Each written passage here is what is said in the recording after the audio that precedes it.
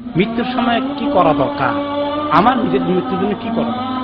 রাসূলুল্লাহ সাল্লাল্লাহু আলাইহি ওয়াসাল্লাম বললেন, তোমরা যখন মৃত্যুবরণ করবে আল্লাহর উপরে ভালো ধারণা রেখে মৃত্যুবরণ করো। হ্যাঁ, আল্লাহ তোমাকে মাফ করে দেবেন, আল্লাহ তোমার উপর রহম করবেন, এইরকম একটা ইয়াকিন করে আল্লাহ তাআলার উপরে এই অবস্থায় মৃত্যুবরণ করতে পারলে ভালো, তাহলে আল্লাহর রহমত পাওয়া যাবে, মাগফিরাত পাওয়া যাবে। একটি যুবক ইন্তেকাল করছিলেন, রাসূলুল্লাহ সাল্লাল্লাহু আলাইহি ওয়াসাল্লাম তাকে দেখতে এলেন আর জিজ্ঞেস করলেন, তুমি কেমন ফিল করছো এখন, তোমার মনের অবস্থা কি রকম, তুমি তো মৃত্যুর দুয়ারে পৌঁছে গেছো। তখন যুবকটি উত্তর দিল, ইয়া রাসূলুল্লাহ, আমার দিলের ভিতরে দুইটা জিনিস কাজ করছে, আমার আল্লাহর রহমতের মাগফিরাতের আশা করছি, তিনি আমাকে মাফ করে দেবেন, অপরদিকে আমার গুনার বোঝার কথা চিন্তা করে দুশ্চিন্তাগ্রস্ত আছি। এই দুটো জিনিস পাশাপাশি আছে। রাসূলুল্লাহ সাল্লাল্লাহু আলাইহি ওয়াসাল্লাম বললেন, এই দুটো জিনিস একসঙ্গে যদি কোনো দিলে থাকে আর সেই অবস্থায় তার মৃত্যু হয়ে যায়, আশা করা যায় আল্লাহ তাআলা যে জিনিসটিকে ভয় করছে সেটা তাকে মাফ করে দেবে, যে রহমতের আশা করছে সে রহমত আল্লাহ তাকে দান করে দেবে। ইমাম কুরতুবী বলেছেন, তবে গুনার ভয়ের থেকে রহমতের আশার পরিমাণটা যেন বেশি থাকে মৃত্যুর আগে। মৌতের সময় কি করা দরকার, এই তো মরার পরে এখন আফসোস করবো, কাঁদবো। মৃত্যুর সময় কি করা দরকার, পাশে থাকলে হাউ মাউ করে কান্নাকাটি না করে লা ইলাহা ইল্লাল্লাহ মাঝে মধ্যে স্মরণ করিয়ে দাও।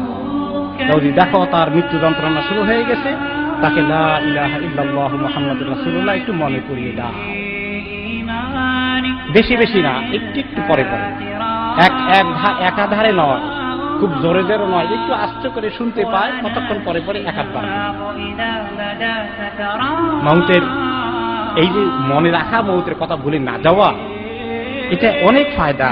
যে ব্যক্তি মৌতকে মনে রাখে এটা তাকে গুনাহ থেকে দূরে রাখবে, তার অন্তরকে নরম করে দেবে এবং দুনিয়ার আকর্ষণ তার দিল থেকে কমিয়ে দেবে, আর মুসিবতে পড়লে সেটা তার কাছে হালকা মনে হবে।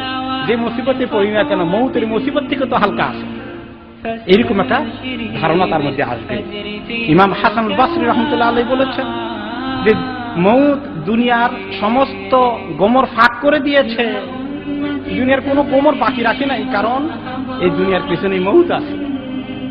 কাজে দুনিয়ার মধ্যে আকলমন্দ ব্যক্তি, যে ব্যক্তির আকল আছে, জ্ঞান আছে, জ্ঞানী ব্যক্তি দুনিয়ার মজার মধ্যে ডুবে থাকতে পারে না।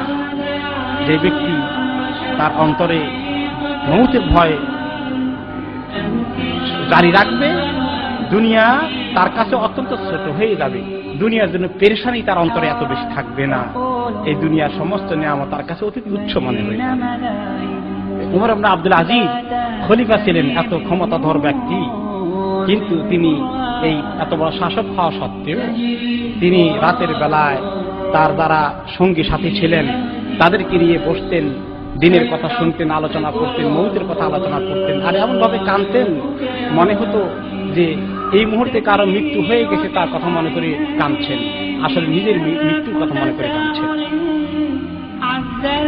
হামিদ আল কায়সারি রাহমাতুল্লাহ আলাইহি বলেন যে আমরা সবাই তো মৌতের কথা বিশ্বাস করি, কিন্তু আমরা কি কেউ মৌতের জন্য প্রস্তুতি নেই? আমরা সবাই জান্নাতের কথা বিশ্বাস করি, জান্নাতের আমল করি কই। আমরা সবাই জাহান্নামকে বিশ্বাস করি, কিন্তু জাহান্নাম থেকে বাঁচার জন্য তো কোনো ভয় আমাদের দিলে পাওয়া যাচ্ছে না। হে মানুষ, তোমরা কেন এত ফুর্তি, আমোদ, আনন্দ, ক্ষমতা এনজয় করতে চাও?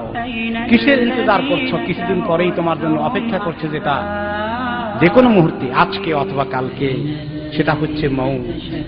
এটা হচ্ছে প্রথম স্টেশন আল্লাহর কাছে হাজিরা দেওয়ার জন্য। এটা যদি ভালো হয়ে যায়, বাকি স্টেশনগুলো ভালো হওয়ার আশা করতে পারো।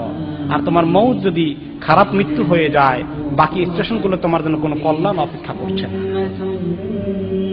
আমরা এই যে বাকিতে রাখছি, আজকে তারা নামাজ পড়তে এসেছি, আমি যে আবার আমার ঘরে ফেরত যাব জানখানা নিয়ে, আমার মৌত রাস্তায় হয়ে যাবে না, কোনো নিশ্চয়তা কি আছে?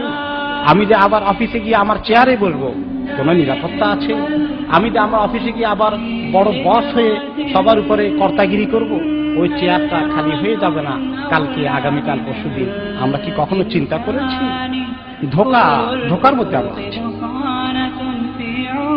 কাজেই এমন সঙ্গী সাথী দরকার আপনার পাশে, আপনার যাদের সঙ্গে উঠা বসা করে, যারা আপনাকে আখিরাত সম্পর্কে স্মরণ করিয়ে দেবে, যারা শুধু দুনিয়া নিয়ে আপনাকে সারা দিন রাত তোলপাড় করে আপনার সঙ্গে কথাবার্তা বলে আলাপ আলোচনা করে, কোনোদিন মৌত স্মরণ করিয়ে দেয় না, এরা কোনো ভালো সঙ্গী নয়। এমন সঙ্গী গ্রহণ করুন যারা আপনাকে আখিরাতের কথা মাঝে মধ্যে স্মরণ করিয়ে দেবে, তাহলে আপনার জন্য কামিয়াবি আছে, আপনার জন্য ভালো খবর আছে। আজকে মৃত্যুর কথা মানুষ মনে করতে চায় না। এই দেশের কনটেক্সটে আসে, এই দেশের লোকেরা সব কথা আলোচনা করতে রাজি থাকে, কিন্তু মৌতের কথা আলোচনা করে না, এটা উচ্চারণ করতে চায় না। আমরাও বোধহয় কিছুটা তাই। আলোচনা টেবিলে বসলে সারা দুনিয়ার খোঁজ খবর রাখি, পলিটিক্সে কি হলো, হেডলাইন কি আসে, নিউজ পেপারে কি আসে, আল্লাহ এগুলো এত খবর রাখি, কিন্তু আখেরাতে মাটির নিচে কি হবে এই খবর রাখার সময় নাই। কেউ মৃত্যুবরণ করলেও তার জানাজার মধ্যে হাজির হয়ে যায় যে এটা তো বিরাট ব্যক্তিত্ব, সেখানে না গেলে কেমন হয়, ওই যে ফুল টুল দেওয়া, এগুলো কিছু করবো, নীরবতা পালন করব, কিন্তু নিজে শিক্ষা নেব না, ওই খবর আমরা নেব না, ওই খবর রাখবো না, আমরা কিন্তু ক্ষতিগ্রস্ত হয়ে যাব। আল্লাহ রাব্বুল আলামিন এই মৌত থেকে আমাদেরকে শিক্ষা নেওয়া তৌফিক দান করুন।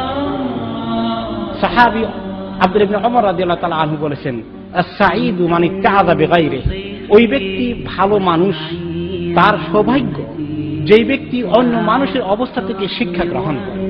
সেদের চলে গেল তার ছেলে মেয়েগুলোকে রেখে, সেদের চলে গেল তার প্রিয়জনকে রেখে, আমি কখন চলে যাবে সবগুলোকে রেখে, সবাই হাউমাউ করে কাঁদবে, কিন্তু এই কান্নায় আমার কোনো লাভ হবে? কোনো লাভ হবে না। কি রেখে যাচ্ছি? আমার জন্য দোয়া করা, নামাজ পড়া 5 ওয়াক্ত, কোরআন তেলাওয়াত করবে, দান খয়রাত করবে, হজে যাবে, ওমরা করবে, এরকম ছেলে মেয়ে স্ত্রী স্বামী রেখে যাচ্ছি, না উল্টোটা রেখে যাচ্ছি? এগুলা কি হিসাব করেছি? আল্লাহ রাব্বুল আলামিন আমাদেরকে সঠিক হুঁশ প্রদান করুন। আমিন।